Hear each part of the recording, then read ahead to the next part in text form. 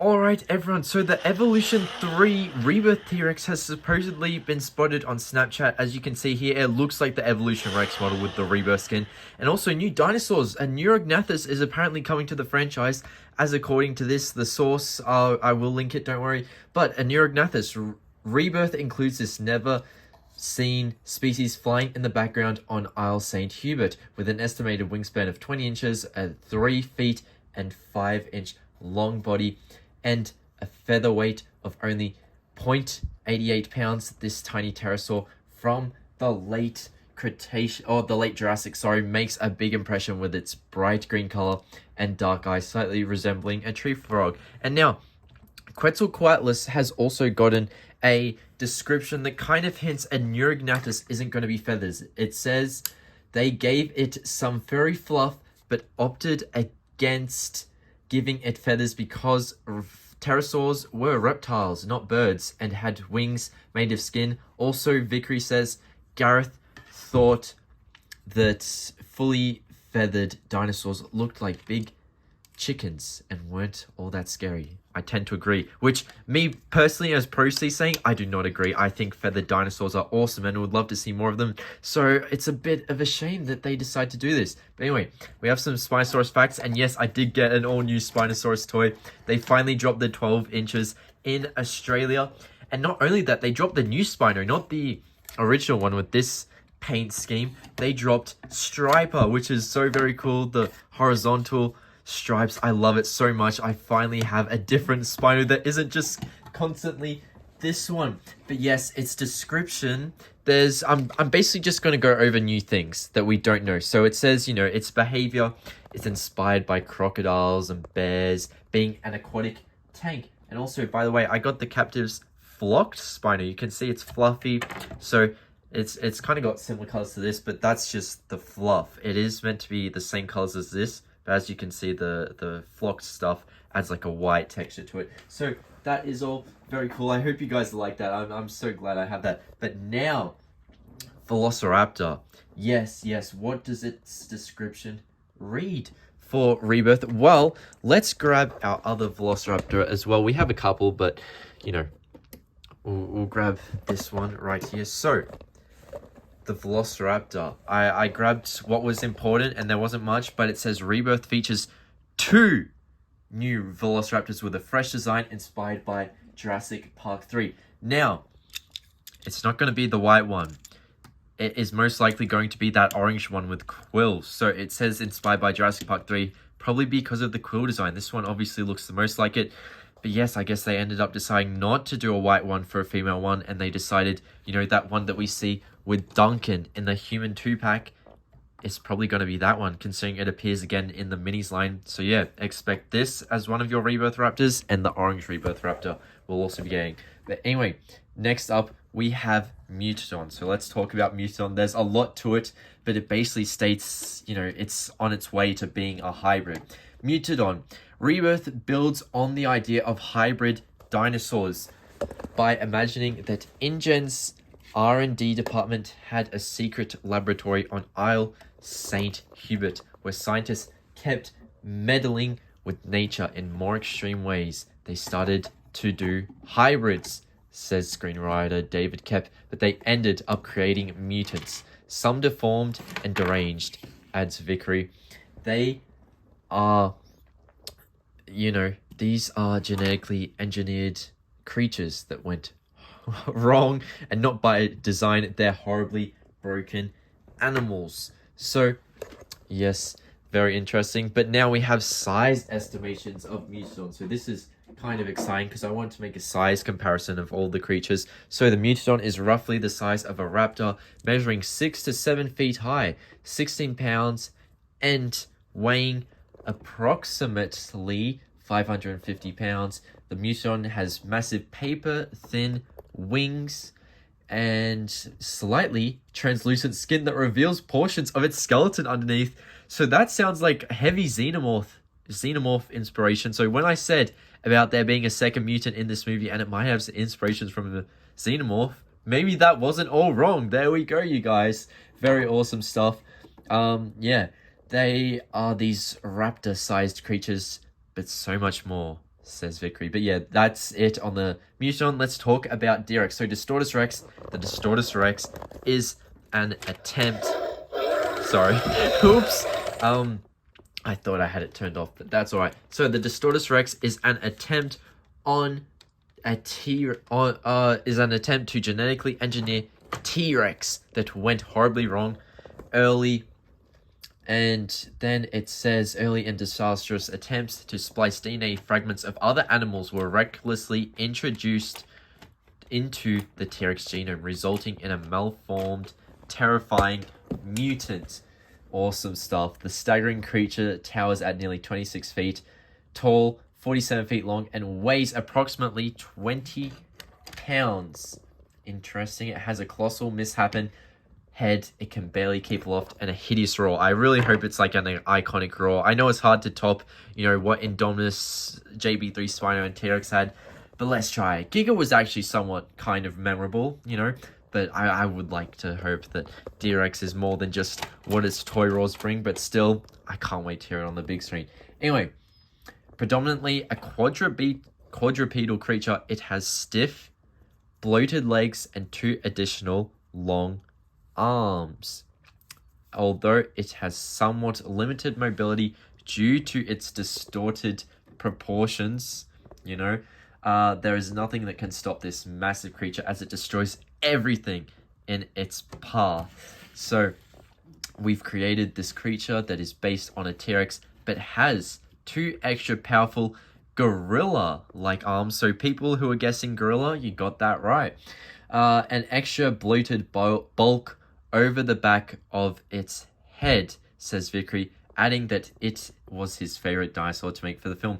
And now, AQUILOPS, we finally get to, you know, take a talk about it. So, you know, it's not really new stuff for the movie, but based on the animatronic, there's a couple of things. They had 3 animatronics for it, actually. The creature effects team had to create 3 18-inch animatronics for use on set, operated via remote control by a team of puppeteers.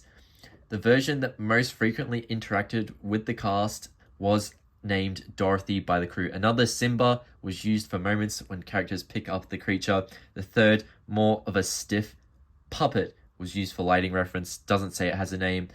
Although an herbivore that eats fruits, leaves, and conifer needles, the AQUILOPS craves licorice that, you know, has been fed to it by the young Isabella Delgado. Very awesome. And then other dinosaurs that are listed include the T-Rex. There's nothing really new for it. We also have COMPY on that list. We have Ankylosaurus up the back there. Move aside, please, T-Rex. We also do have MOSASAURUS, of course. We have Dilophosaurus. I don't have a Rebirth toy of that, unfortunately. I don't know if there is. Oh, there is in the MOSASAURUS. I could have just grabbed the mini.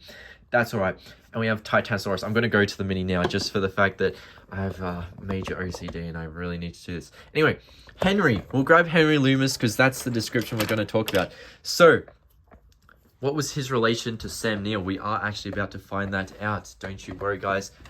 There's my mini Dilophosaurus right there. Anyway, Henry Loomis. His connection to Dr. Alan Grant is that he was a student of his, just like Billy Brennan. So it would be so cool if Henry Loomis and Billy Brennan are friends. I feel like they're going to do a Billy Brennan with Duncan. We're going to think he's dead, but then at the end of Rebirth, oh, surprise, surprise, he's alive. I don't know, something like that. I think that might be a cool twist. But yeah, this is his, like, bio, basically. I'm not going to include Zora because her stuff is just repeated, but this is new stuff. So, a former student of franchise hero Dr. Alan Grant, Sam Neill, and a museum-based paleontologist specializing in colossal dinosaurs, Dr. Henry Loomis joins the expedition enticed by the hope of curing disease and the chance to finally see dinosaurs in conditions resembling their ancient habitat. Henry bonds with Zora Bennett and becomes invaluable to the team in their close encounters with the dinosaurs, and he becomes the voice of conscience as they discover secrets about their endeavor and the mutant horrors that populate the island. There is a folding shovel on Loomis's belt that apparently isn't just an homage to Sam Neill's Alan Grant, but Differ and Bailey decided that the trail once belonged to Grant and that he gifted it to LOOMIS at some point in the past. So I don't know if this is on the Lego figure right now. We can have a look. We can take the backpack off. I don't think there's nothing on the back there. But yeah, apparently he's got like a shovel of sorts that's passed down by Alan Grant. So I guess maybe we'll see that in the movie. Maybe it's under his jacket or something. I'm not too sure. Maybe like a part of the belt underneath the jacket there. But yeah, anyway, Duncan's turn to get a description. So, based in Paramaribo, Suriname, where he can be found at a beachside bar playing cards and drinking Bloody Marys under, get this, a stuffed plesiosaur. So, anyone who wanted plesiosaur in the franchise, you're finally going to get your swimming creature. How awesome is that? I guess technically canon now, but, you know, hasn't been brought back to life just yet. But, Plesiosaurus. There you go, guys. How awesome. But yes, so, he is a soldier of fortune who skippers on down, or who skippers the East Essex boat. As you can see back here, I've got my little Essex there, the Lego one. And, yeah, it's, you know, he skippers the Essex, a camouflage stripped down military patrol craft with a salty crew of trusted associates who, you know, friends with Zora Bennett, this guy, since their wet work days in the military, and like her, nursing pain from recent loss. Duncan agrees to provide transport and security for the Isle Hubert expedition for a hefty sum, and he finds a different motivation for finishing the mission when he rescues the castaway Delgado family, locking him into a purpose that provides catharsis for his private anguish. Now, we're going to take a look at the Delgados. We're going to skip the crew because there's not too much new about them. But Ruben's resourceful daughters, Teresa, which I don't have, she's in the T-Rex set. I'll get it eventually, don't worry. Probably like June 10th, I think is the sale. But Teresa, 18 years old, and Isabel, 11, agree to go with their father on a summertime maritime adventure across the ocean aboard their dad's sailing ship La Mariposa, as you probably saw in the recent teaser that Mosasaurus flips it over. But anyway, at a tender transitional time in their lives for Teresa, who's preparing to go away to college, Ruben's efforts to connect feel awkward, and she'd rather, you know, spend time with her boyfriend Xavier, which is why Xavier also on the trip too, much to Ruben's dismay. These relational issues become mute when a Mosasaurus makes a marooning mess of their vacation. But yeah, yet they also get worked out in surprising ways as Ruben and his daughters and Xavier work individually together to escape. Now, we're going to kind of try to wrap up this video by, you know, talking about some of the locations, some important stuff that was mentioned in these locations. So, Paramaribo, Suriname, the set was decorated with homages to Spielberg's Jaws, a Mosasaurus jaw measuring 8 feet. Does this mean the 2015 Mosasaurus is dead and it's this one? We all thought this was a Megalodon jaw. Is it the 2015 Mosasaurus? Was it hunted down? Is this a Neo-Jurassic fossil, or is it a paleo, you know, old, millions of years old fossil? We'll have to see in the movie. I feel like they might answer it, you know. I feel like they are probably going to go, yep, Mosasaurus was hunted down. That's why it's not in this movie at all. And also Rexy, the skeleton we see, that's her too, guys. So, I don't know.